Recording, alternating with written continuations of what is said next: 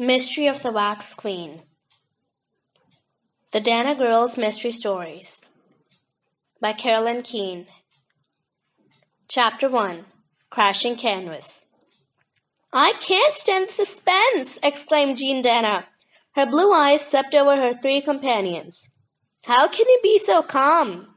She was standing with her sister Louise and two school friends in a crowded carnival tent. Before them, on a bunting-draped platform, was a sleek red sports car. "Who's calm?" said Louise. "If you had my butterflies." She was 17, and a year older than her sister, and had soft brown hair. "I'd die if I won it," Doris Harlan said breathlessly.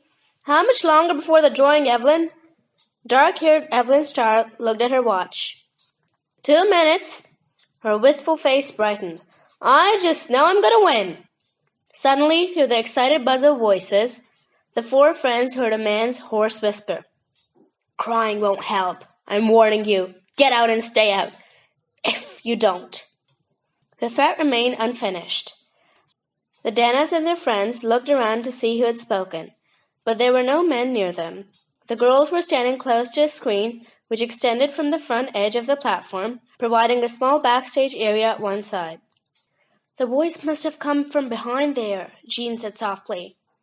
As she spoke, a spattering of applause and cheers broke out in the tent, and a slender, shrewd-looking man strode onto the stage, smiling and waving. "And now, ladies and gentlemen, time for the big event." His eyes appraised the audience carefully. "Third, second, first. That's how we'll draw the prizes." The man's brassy voice filled the tent. Was he the one who had whispered the threat? The next moment he pointed at Louise. "Will the pretty brunette step up and pick a number from the barrel?" Blushing, Louise went up a few steps to the platform. The crowd waited breathlessly as she reached into a large brown barrel and drew out a ticket. The announcer glanced at it, then called out, "Number 32!" A young man hurried forward to claim third prize, a record player. Louise stepped down, and an elderly man was chosen to draw the ticket for second prize, which turned out to be a television set. "Now," said the announcer. He paused, and an excited stir ran through the audience. Then he flashed a gleaming smile. "For first prize! Who is going to win this big, gorgeous sports car?" "Oh, I am, please," breathed Jean. The man squared his shoulders and again looked over the audience. Finally, he smiled at a pretty girl with blonde hair, which she wore piled high. "I know you'll pick the winning number for just the right person." Wearing a smartly tailored pink coat, she sauntered gracefully to the stage.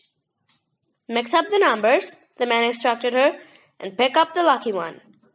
The audience watched tensely as the girl put her hand in the barrel and stirred the tickets. She was about to withdraw one when the announcer said, "Wait!" He assumed a nonchalant look and said, "Did I ever tell you folks about the time my brother chased a greased pig into the china shop?"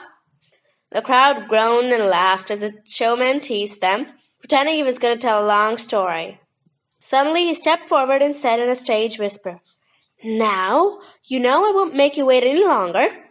As the audience laughed, the Danas and their friends exchanged quick looks.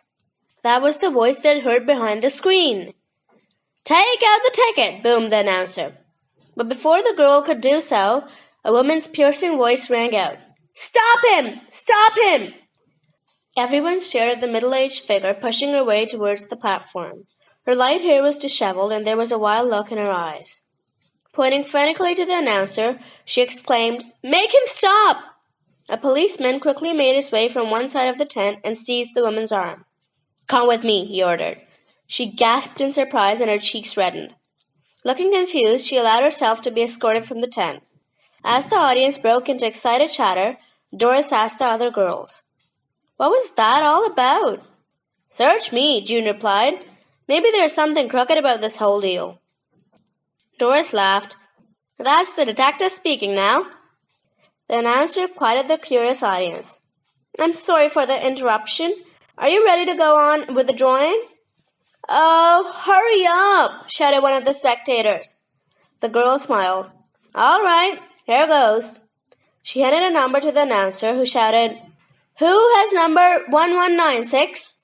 Will the lucky owner of this beautiful car please come forward? Jean crumpled her ticket. It's none of us, she said with a sigh.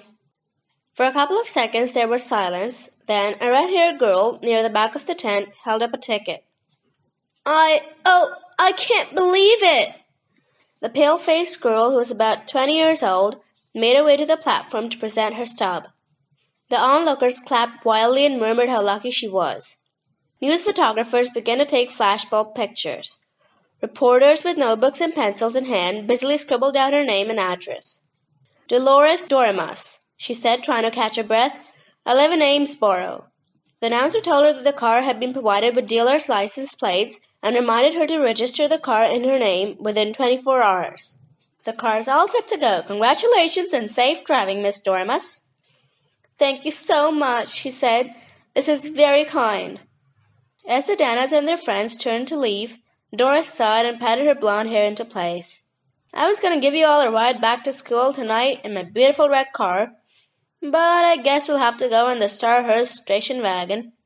The girls laughed as they walked out of the tent. They discussed the strange woman. Why did she want to stop the drawing? Evelyn asked. I think she's probably sick, Doris remarked.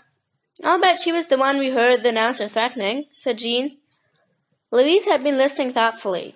Here comes Mr. Hovis, the chairman, she said. Let's ask him about the man.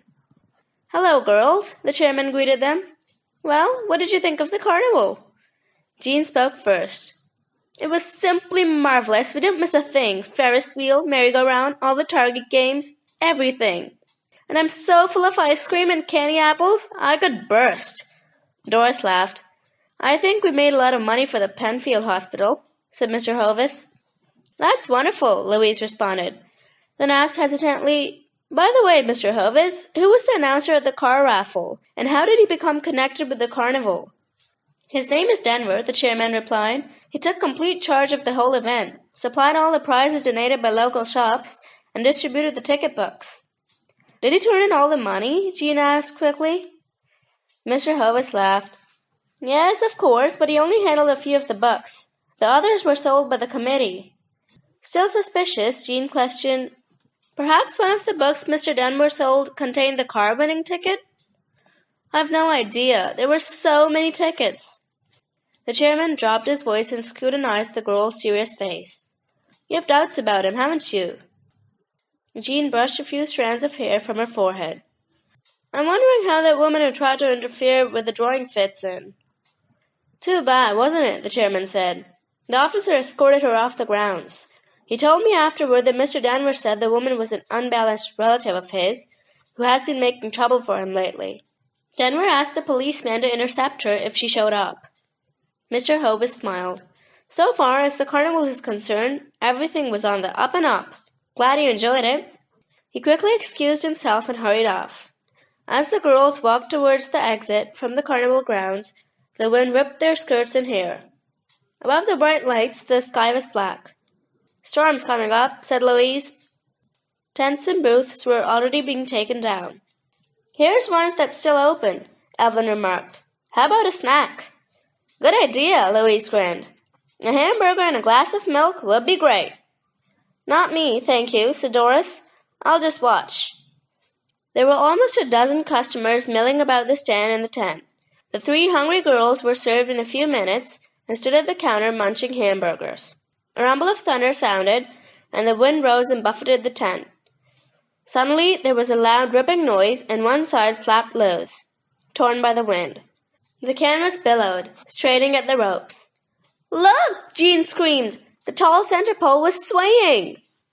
An instant later it crashed down, burying everyone under the canvas. End of chapter 1.